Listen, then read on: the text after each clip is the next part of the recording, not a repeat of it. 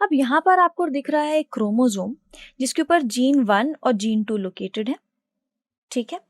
अभी जो जीन 1 और जीन 2 लोकेटेड है ये आपस में बहुत पास पास लोकेटेड है और जब भी इनका रिकॉम्बिनेशन होगा, हम आगे पढ़ेंगे रिकॉम्बिनेशन क्या होता है, तो ये दोनों जीन एक दूसरे से अलग नहीं हो पाएंगे। अब जब ये अलग नहीं हो पाएंगे, पास पास रहेंगे, तो हम बोलते हैं कि ये दोनों जीन जो है वो एक दूसरे से टाइटली लिंक्ड है। दूसरा केस देखिए, यहाँ पर दो क्रोमोसोम्स हैं, एक पे है जीन 2, एक पे है जीन 1। ये एक दूसरे से बहुत दूर दूर है, तो ये आपस में सेग्रीगेट हो सकते हैं, यानी ये अलग अलग हो सकते हैं। जब सेग्रीगेशन पॉसिबल हो तो हम बोलते हैं कि वो जीन्स कैसे हैं, वो जीन्स नॉट लिंक्ड हैं। ठीक। अब हम थर्ड केस देखेंगे। थर्ड केस में आपको दिखेगा एक क्रोमोसोम जिसके ऊपर है जीन 2 एंड जीन 1 लोकेटेड और ये एक दूसरे से थोड़ा दूरी पर है। तो अभी फर्स्ट केस हमने क्या देखा था कि वो टाइटली पैक्ड थे, टाइटली लिंक्ड थे, जिसकी वजह से क्या हो रहा था, सेग्रीगेशन नहीं हो पा रहा था। अब यहाँ पर इस क्रोमोसोम पे क्योंकि ये दूरी पर है तो सेग्रीगेशन होना पॉसिबल है। तो अभी जब हम रिकॉम्बिनेशन पढ़ेंगे तो हम देखेंगे कि ये दोनों जीन एक दूसरे से अलग अलग हो सकते हैं, सेग्रीगेट हो सकते हैं। इसीलिए हम बोलेंगे कि ये वाला जीन भी कैसा है, नॉट लिंक्ड है।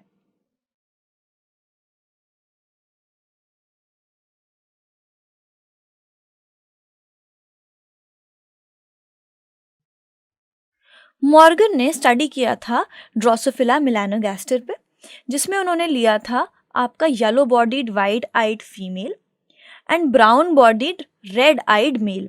ये जो आपको दिख रहा है ये मेल है, ये आपका फीमेल है, इसकी येलो बॉडी है और वाइट आइज है, इसकी ब्राउन बॉडी है और रेड आइज है।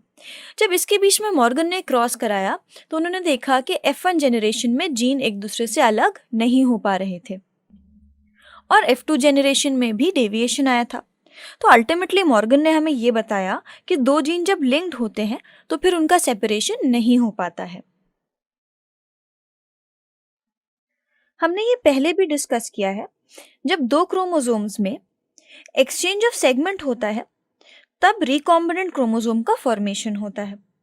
लेकिन जब ये जीन्स लिंक्ड हो तो रिकॉम्बिनेशन का जो रेट है वो बहुत ही कम हो जाता है, मतलब जितना रिकॉम्बिनेशन होना चाहिए उतना नहीं हो पाता लिंक्ड जीन्स के प्रेजेंस होने के कारण।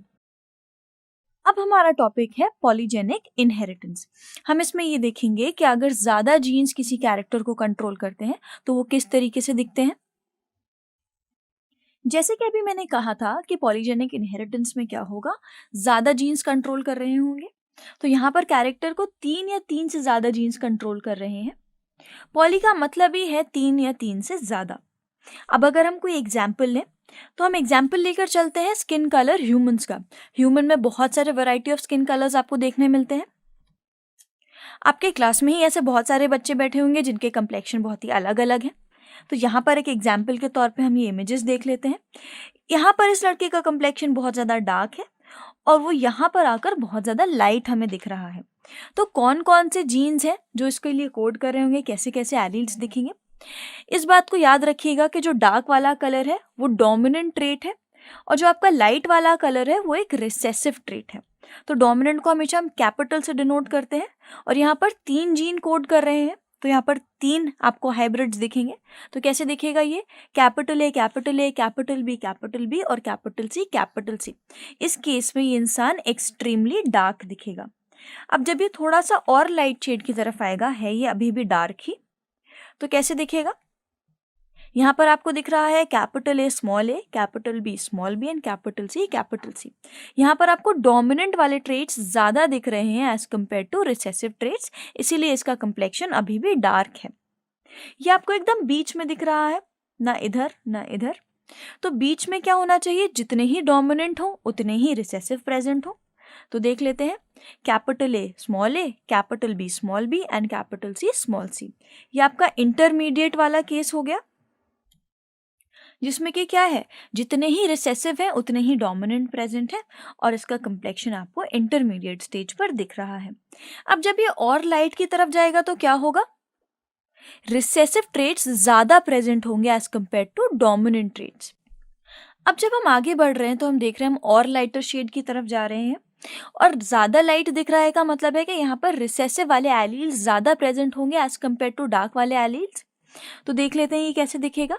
यहाँ पर आपको दिख रहा है small A small B and capital C small C.